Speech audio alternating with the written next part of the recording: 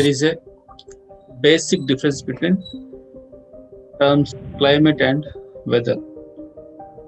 ಹವಾಮಾನ ವಾಯುಗುಣದಲ್ಲಿ ಮುಖ್ಯವಾಗಿ ವ್ಯತ್ಯಾಸ ಇರೋದನ್ನ ನಾವು ನೋಡ್ತೀವಿ. ಹವಾಮಾನ ಅನ್ನೋ ಪದನೇ ಬೇರೆ, ವಾಯುಗುಣ ಅನ್ನೋ ಪದ ಬೇರೆ. ವೆದರ್ ಅಂತಂದ್ರೆ ಹವಾಮಾನ, ವಾಯುಗುಣ ಅಂತಂದ್ರೆ ಕ್ಲೈಮೇಟ್ ಅಂತ. ನಾವು ವೆದರ್ ನೋಡೋಣ. ವೆದರ್ ಅಂತಂದ್ರೆ the term denotes the short term variation in the atmospheric conditions. ಅಲ್ಪಕಾಲಿಕ ಅಂದ್ರೆ ವಾತಾವರಣದಲ್ಲಿ ಆಗುವಂತಹ ಅಲ್ಪಕಾಲಿಕ ಬದಲಾವಣೆಗಳನ್ನ ಹವಾಮಾನ ಅಂತ ಕರಿತೀವಿ.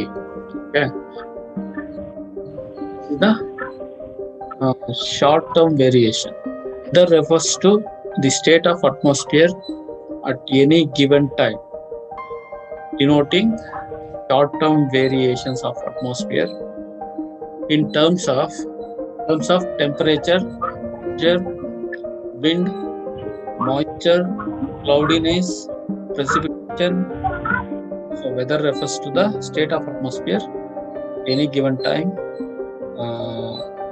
Is the short-term variations of atmosphere in terms of these elements.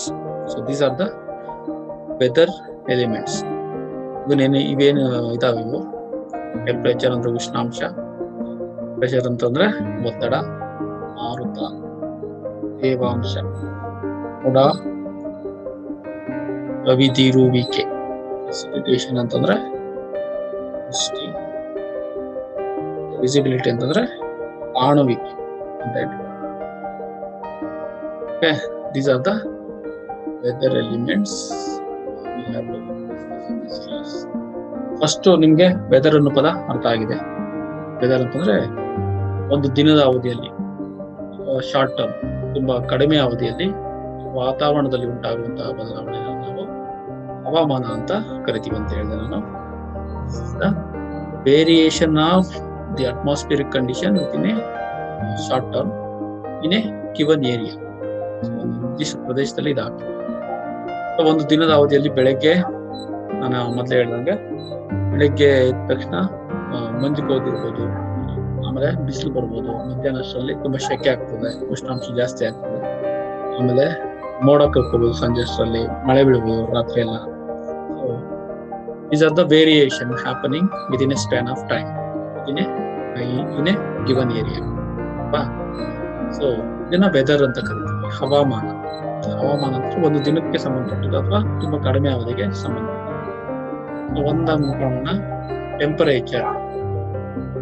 Temperature is mainly dependent on the solar insolation. ಸೂರ್ಯನಿಂದ ಬರುವಂತಹ ಏನು ವಿಕಿರಣ ಇದೆ, ಸೌರ ವಿಕಿರಣ ಅಂತ ಕರೀತೀವಿ. Temperature is mainly dependent on the solar insolation. ವಾತಾವರಣದ ಉಷ್ಣಾಂಶ ಏನಿದೆ ಅದು ನೇರವಾಗಿ ಸೂರ್ಯನ ಕಿರಣ ಪಡೆಯುವಿಕೆಯ ಮೇಲೆ ನಿರ್ಧಾರ ಇದೆ. ಸೊ ಹಗಲಿನ ವೇಳೆಯಲ್ಲಿ ಹೆಚ್ಚು ಉಷ್ಣಾಂಶ ಇರ್ತದೆ, ಯಾಕಂದ್ರೆ ಸೂರ್ಯನ ಕಿರಣಗಳು ಬೀಳ್ತವೆ. ರಾತ್ರಿಯ ವೇಳೆಯಲ್ಲಿ ಉಷ್ಣಾಂಶ ಕಡಿಮೆ ಇರ್ತದೆ, ಯಾಕಂದ್ರೆ ಆಗ ಸೂರ್ಯನ ಕಿರಣಗಳು ಬೀಳಲ್ಲ. ಮತ್ತೆ ಬೇಸಿಗೆ ಕಾಲದಲ್ಲಿ ಹೆಚ್ಚು ಉಷ್ಣಾಂಶ ಇರ್ತದೆ, ಯಾಕಂದ್ರೆ ಸೂರ್ಯನ ಕಿರಣಗಳು ನೇರವಾಗಿ ಬೀಳ್ತಾ ಇರ್ತವೆ. ಚಳಿಗಾಲದಲ್ಲಿ ಉಷ್ಣಾಂಶ ಕಡಿಮೆ ಇರ್ತದೆ, ಯಾಕಂತಂದ್ರೆ ಸೂರ್ಯನ ಕಿರಣಗಳು ಹೊರೆಯಾಗಿ ಬೀಳ್ತವೆ.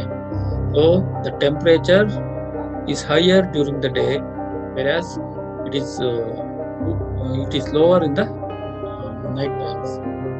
And also it is higher during the summers because sunrise falls directly onto the surface, whereas sunrise falls slantly during the winter, causing lower temperatures. ಉಷ್ಣಾಂಶ ವ್ಯತ್ಯಾಸ ಆಗ್ಲಿಕ್ಕೆ ಕಾರಣ. ಅಧಿಕ ಉಷ್ಣಾಂಶ ಆಗೋದು ಸೂರ್ಯನ ಅವೈಲಬಿಲಿಟಿ ಹತ್ರ ಬಂದಂಗೆ, ಸೂರ್ಯನ ಕಿರಣಗಳು ಆ ಪ್ರದೇಶಕ್ಕೆ ಹತ್ರ ಬಿದ್ದಂತೆ ಆ ಉಷ್ಣಾಂಶ ಜಾಸ್ತಿ ಆಗ್ತದೆ, ಅದಕ್ಕೆ ವಿರುದ್ಧವಾಗಿ ಕಡಿಮೆ ಆಗ್ತದೆ.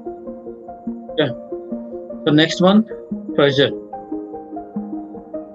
ಅಂತ ಬಂದಾಗ ಒತ್ತಡ ಅಂತ ವಾಯುಮಂಡಲದ ಒತ್ತಡ. ನಾನು ಮೊದಲೇ ಹೇಳಿದ್ದೆ, atmospheric pressure directly dependent on the temperature. ವಾಯುಮಂಡಲದ ಒತ್ತಡ ನೇರವಾಗಿ ಉಷ್ಣಾಂಶದ ಮೇಲೆ ಅವಲಂಬಿತ ಆಗಿದೆ. ಉಷ್ಣಾಂಶ ಜಾಸ್ತಿ ಆದ್ರೆ ಒತ್ತಡ ಏನಾಗ್ತದೆ, ಕಡಿಮೆ ಆಗ್ತದೆ. ಉಷ್ಣಾಂಶ ಕಡಿಮೆ ಆದ್ರೆ ಒತ್ತಡ ಜಾಸ್ತಿ ಆಗ್ತದೆ ಅಂತ ಹೇಳಿದ್ದಾರೆ. Whenever the temperature increases, the pressure will decrease. Whenever the pressure decreases, the pressure will rise. Okay? So ಉಷ್ಣಾಂಶ ಜಾಸ್ತಿ ಆದಾಗ ಗಾಳಿ ಹಿಗ್ತದೆ, ಕಣಗಳ ನಡುವಿನ ಅಂತರ ಜಾಸ್ತಿ ಆಗ್ತದೆ, ಕಡಿಮೆ ಒತ್ತಡ ಆಗ್ತದೆ. ಉಷ್ಣಾಂಶ ಕಡಿಮೆ ಆದಾಗ ಗಾಳಿ ತಂಪಾಗ್ತದೆ, ತಂಪಾದಾಗ ಸಂಕೋಚನ ಆಗ್ತದೆ. ಹಾಗಾಗಿ ಅಲ್ಲಿ ಒತ್ತಡ ಜಾಸ್ತಿ ಆಗ್ತದೆ. ಇದು ಒಂದು ವೆದರ್ ಎಲಿಮೆಂಟ್ ಅಂತ ಹೇಳ್ಬೋದು. ಸೊ ಹವಾಮಾನದ ಮೂಲಾಂಶದಲ್ಲಿ ಒತ್ತಡನೂ ಸಹ ಒಂದು. ಒತ್ತಡ ಉಷ್ಣಾಂಶದ ಮೇಲೆ ನಿರ್ಧಾರ ಆಗ್ತದೆ. Next one wind. So wind is directly dependent on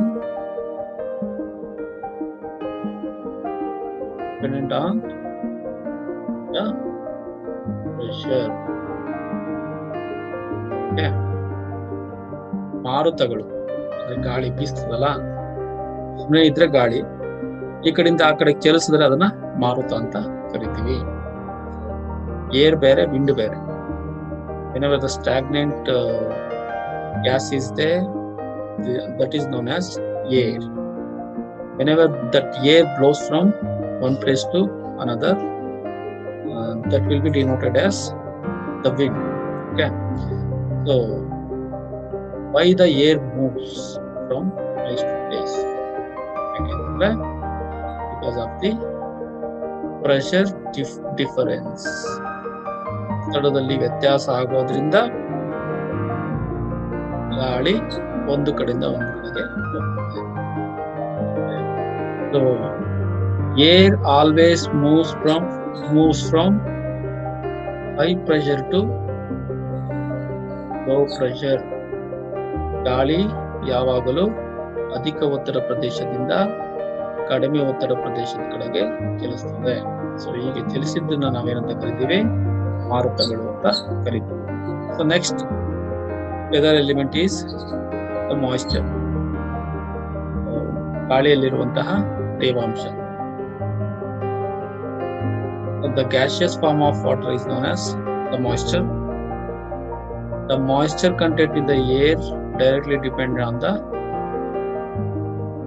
temperature of that air mass. ಗಾಳಿಯಲ್ಲಿರುವಂತಹ ತೇವಾಂಶ ನೇರವಾಗಿ ಆ ಗಾಳಿ ಹೊಂದಿರುವಂತಹ ಉಷ್ಣಾಂಶದ ಆಧಾರದ ಮೇಲೆ ನಿರ್ಧಾರ ಆಗ್ತದೆ. ಉಷ್ಣಾಂಶ ಜಾಸ್ತಿ ಇದ್ದಷ್ಟು whenever the temperature is higher, moisture holding capacity will increase. ಉಷ್ಣಾಂಶ ಜಾಸ್ತಿ ಆದಂತೆ ಅದು ತನ್ನೊಂದಿಗೆ ಹಿಡಿದಿಟ್ಟುಕೊಳ್ಳಬಹುದಾದಂತಹ ತೇವಾಂಶ ಅಥವಾ ನೀರಿನ ಪ್ರಮಾಣ ಜಾಸ್ತಿ ಆಗ್ತದೆ.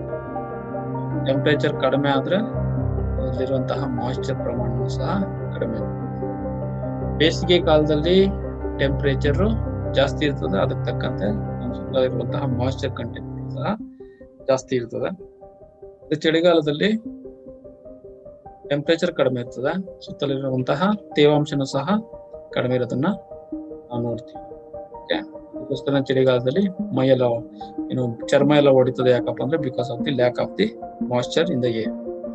So the moisture in the air is measured with relative humidity. RH ಅಂತ ಕರೀತಾರೆ. ರಿಲೇಟಿವ್ ಹ್ಯೂಮಿಡಿಟಿ ಆಧಾರದ ಮೇಲೆ moisture present in the air denoted. Okay, so ಕನ್ನಡದಲ್ಲಿ ಸಾಪೇಕ್ಷ ಆರ್ದ್ರತೆ ಅಂತ ಕರೀತಾರೆ. ರಿಲೇಟಿವ್ ಹ್ಯೂಮಿಡಿಟಿ RH ಅಂತ. ಸಾಪೇಕ್ಷ ಆರ್ದ್ರತೆ ಅಂತ ಏನಿಲ್ಲ, ಒಂದು ನಿರ್ದಿಷ್ಟ ಉಷ್ಣಾಂಶದಲ್ಲಿ ಗಾಳಿ ಹಿಡಿದಿಟ್ಟುಕೊಳ್ಳಬಹುದಾದ ನೀರಾವಿಯ ಪ್ರಮಾಣಕ್ಕೂ ಈಗ ಅದೇ ಉಷ್ಣಾಂಶದಲ್ಲಿ ಇರುವಂತಹ ನೀರಾವಿಯ ಪ್ರಮಾಣಕ್ಕೂ ಇರುವಂತಹ ಅನುಪಾತವೇ ಸಾಪೇಕ್ಷ ಆರ್ದ್ರತೆ. The maximum amount of moisture content the air can hold in a given temperature is to present amount of water vapor is holding at the same temperature is known as relative humidity. So ಉದಾಹರಣೆಗೆ 20 degree Celsius ಉಷ್ಣಾಂಶದಲ್ಲಿ ಅದು maximum ಆಗಿ ತನ್ನಲ್ಲಿ ಹಿಡಿದಿಟ್ಟುಕೊಳ್ಳಬಹುದಂತಹ ಒಂದು ನೀರಿನ ಪ್ರಮಾಣ ಅಂತಂದ್ರೆ ಒಂದು 20 ಗ್ರಾಮ್ ಅಂತ ಇಟ್ಕೊಂಡ್ರೆ, for example temperature is 20 degree Celsius, its holding capacity, for example, I am giving up to 10 grams. It can hold up to 10 grams in a 20 degree Celsius. So this is the maximum it can hold in this temperature. And if the same air, same temperature, right now it is holding 5 grams of moisture content within it, the RH will be 50%. Okay, this is the ratio between these two elements, these two factors. Maximum amount of moisture that air can hold is to the present volume. Okay, so the relative humidity will be 50%. Okay, so the relative humidity always shown in percentages. Okay, if the RF is 80%, 70%, the air is said to be moist. ತೇವಯುತ ಗಾಳಿ ಅಂತ ಕರಿತೀವಿ. ಆವಾಗ ಅದರಲ್ಲಿ 70ರಿಂದ 80% ಅಷ್ಟು relative humidity ಇದ್ರೆ, ಸಾಪೇಕ್ಷ ಆರ್ದ್ರತೆ 70% ಇಂದ 80% ಅಷ್ಟಿದ್ರೆ ಅದನ್ನ ಮಾಯಿಸ್ಟ್ ಏರ್ ಅಂತ ಕರಿತೀವಿ, ತೇವಯುತ ಗಾಳಿ ಅಂತ ಕರಿತೀವಿ. ಅಥವಾ ನಾವು 50ಕ್ಕಿಂತ ಕಡಿಮೆ ಇದ್ರೆ ರಿಲೇಟಿವ್ ಹ್ಯೂಮಿಡಿಟಿ, ಆಗ ಅದನ್ನ ಡ್ರೈ ಏರ್ ಅಂತ ಕರೀತಾರೆ, ಶುಷ್ಕ ಗಾಳಿ ಅಂತ. Also next one is cloudiness. ಮೋಡ ಎಷ್ಟು ಪ್ರಮಾಣದಲ್ಲಿ ಕವಿದಿದೆ. ಸೊ ಕ್ಲಿಯರ್ ಸ್ಕೈ ಅಂತ ಕರಿತೀವಿ. ಒಂದು ಕ್ಲಿಯರ್ ಸ್ಕೈ ಅಂತಂದ್ರೆ ಮೋಡರಹಿತ ಹವಾಮಾನ. ಕ್ಲೌಡಿ ಸ್ಕೈ ಅಂತಂದ್ರೆ ಮೋಡ ಕವಿದ, ಮೋಡರಹಿತ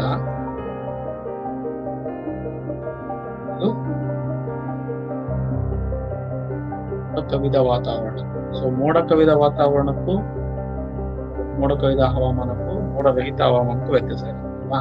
ಸೊ ಮೋಡ ಇಲ್ಲ ಅಂತಂದ್ರೆ ವೆದರ್ ಒಂದ್ ಸ್ವಲ್ಪ ಪ್ಲೆಸೆಂಟ್ ಆಗಿರ್ತದೆ ಅಲ್ವಾ, ತುಂಬಾ ಏನು ತಂಪಾದ, ತುಂಬಾ ಆಹ್ಲಾದಕರವಾದಂತಹ ಒಂದು ವಾಯುಗುಣ ಇರುತ್ತದೆ. ಮೋಡ ಇಲ್ಲ ಅಂತಂದ್ರೆ, ಮೋಡ ಅಂದ್ರೆ ಆಕಾಶ ಪೂರ್ತಿ ಮೋಡದಿಂದ ಕೂಡಿದ್ದಾಗ ಆಗ ಸ್ವಲ್ಪ ಶೆಕೆ ಆಗ್ತದೆ ಅಲ್ವಾ.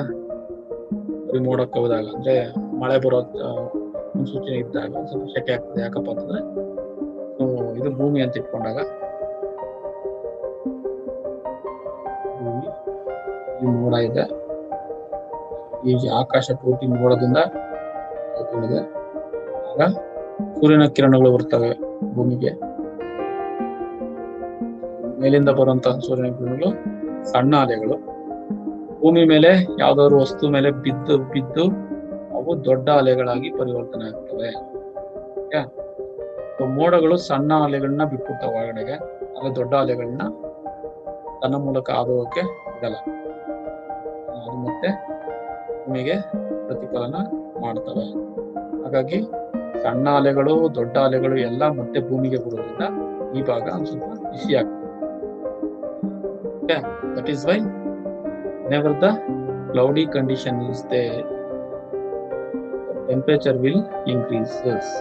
Whenever the clear sky is there, weather will be present. Next one is ವೃಷ್ಟಿ, ಪ್ರೆಸಿಪಿಟೇಷನ್ ಅಂತ. ವಾತಾವರಣದಲ್ಲಿರುವಂತಹ ನೀರು ಮೋಡವಾಗಿ ಹಲವಾರು ರೂಪದಲ್ಲಿ ಭೂಮಿಗೆ ಬಂದು ತಲುಪುತ್ತದೆ. ವಾತಾವರಣದಲ್ಲಿರುವಂತಹ ತೇವಾಂಶ ಅಥವಾ ಏನ್ ಕರಿತೀವಿ ಆರ್ದ್ರತೆ ಅಂತ, ಆರ್ದ್ರತೆ ಹಲವಾರು ರೂಪದಲ್ಲಿ ಭೂಮಿಗೆ ಬಂದು ತಲುಪುತ್ತದೆ.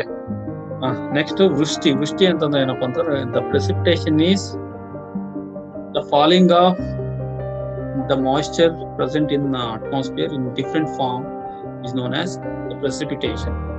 Okay, it forms in different forms, falls in different forms like the rainfall, the snowfall, the sleet, the haze, okay, the hailstorm